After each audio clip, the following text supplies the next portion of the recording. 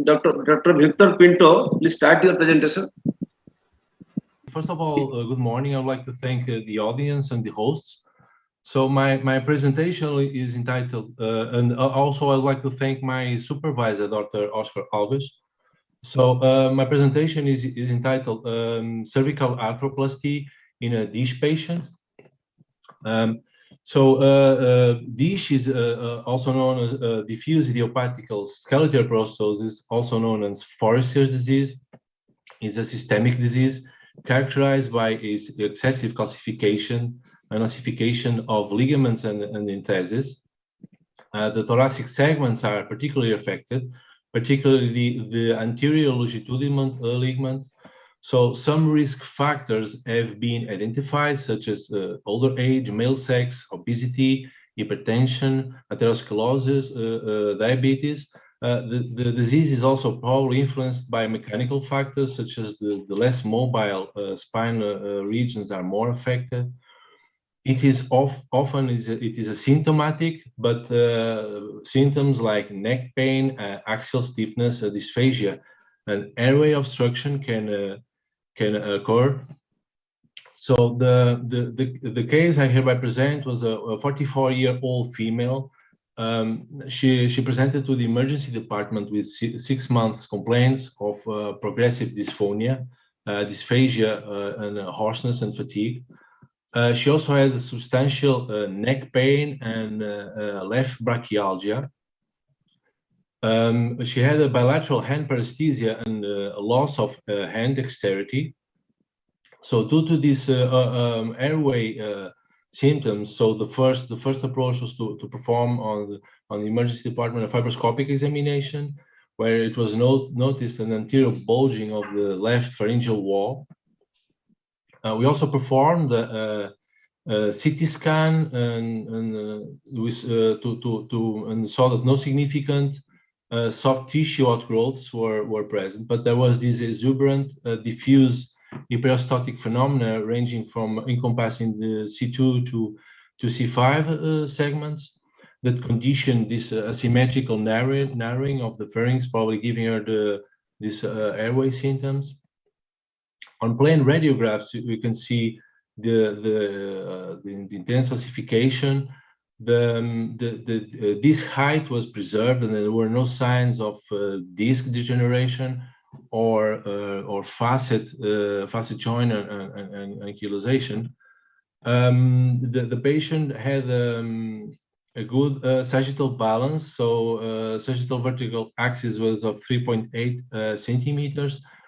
There was a good lordosis of 6.6 degrees. The range of motion was preserved with 29.9 degrees, and segmental range of motion encompassing the C5, C6 segments of 7 degrees and C6 and C7 were also present, were also good, although the segmental range of motion of C6, C7 was a bit decreased. On MRI, we noticed the concomitant C5, C6 compressive disc herniation that will here protruding over the C6 left root.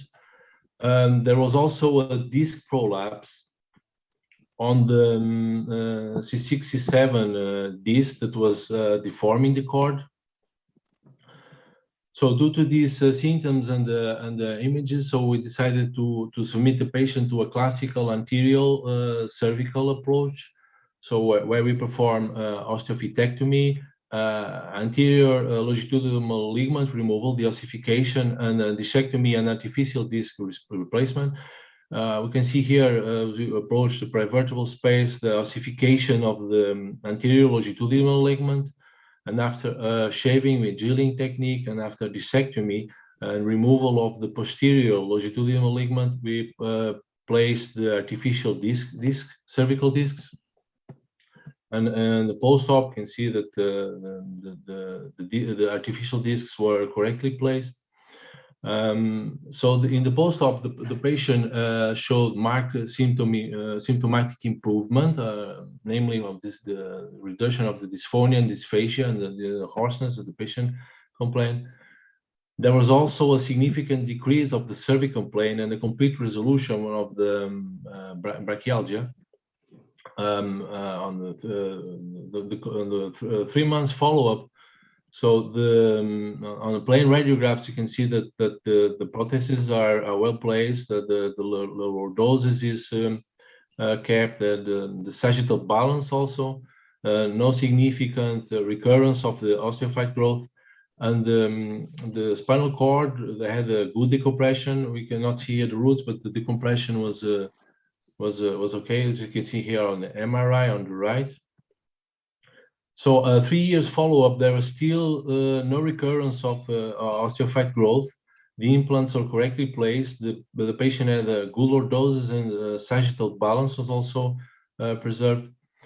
And 5 years, so the lordosis was lost, and the sagittal balance, but sagittal balance was still okay, and no osteophyte growth. After 7 years, there's still no significant osteophyte growth. There is a loss of the lordosis, and the sagittal balance is a bit worse, but the patient was still symptomatic with no symptoms. So, here in this table, we can see that the sagittal balance, how it progressed from pre-op to 7 years post-op, and you can see that sagittal balance was mostly under our safe interval. Only in the last year or so we saw that it was increased for a bit. The global range of motion was preserved and even increased during this follow-up, and the segmental range of motion, the C5, C6, it was pre-op, it was the most mobile segment, so it preserved more or less its mobility, and we had an increased mobility in the C6, C7 range of motion. So in conclusion, so our patient presented the most typical exospinal dish symptoms. So we didn't saw characteristic of features of other inflammatory spinal causing diseases. And there was no significant ossification relapse during this 7-year follow-up. So, and the mobility was significantly improved. So our conclusion is artificial disc replacement with third generation implants is safe, and in selected cases of dish with concomitant disc herniation.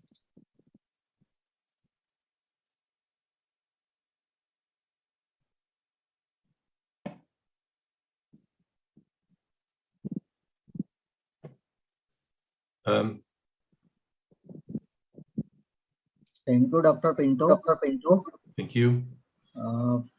Was a good presentation. I just want to ask you, have you investigated for any metabolic cause? Oh, okay. That is a good question. So one of the things that we have to keep in mind when studying this disease is for to exclude other inflammatory diseases. So we didn't make any particular directed approach for like serological or other tests. Yes, we could have done that, but so we were confident that our imaging, with the lack of the characteristic features of other inflammatory diseases, that we could more or less securely say that this was a typical dish case and not due to other alterations. Okay. So I have one question. This is usually a systemic disease. It usually involves the whole spine, but here in your case, it is confined to few of the vertebrae only, cervical. Yeah. So do you agree with the diagnosis?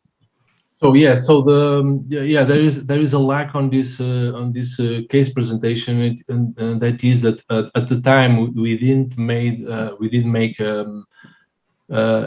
took images from. So we approached the problem was in the cervical. So we approached the images in the cervical, and everything was more or less done directly to that. So we didn't perform the study on the other along the axis, but probably yes, I was hoping to find some osteophyte growth on the thoracic segments also, and this is something that probably we can. So we have to approach the patient probably, and if this is asked because we wanted to publish this, and probably to make to take serial images along the axis. Yes, but that is yes, important questions. If you want to really say that this is a dish case, yes. Dr. Pinto, I think Professor Mishra want to ask that in your case only 3 levels were involved. And they're discrete also. They're not joined together also. Yeah. Yeah. Yes. So Yes. you call it dish or you call it fish. That is focal idiopathic. Yeah. Yeah, you're right. So one of the criteria are strict, also to exclude other inflammatory diseases. And yes, that is a point. There is no complete fusion. So this could be a topic of the debate if this is really a dish case. Yes, probably we'll have some doubts in that point. Yes, you're right. Thank you. Thank Thank you. you so much.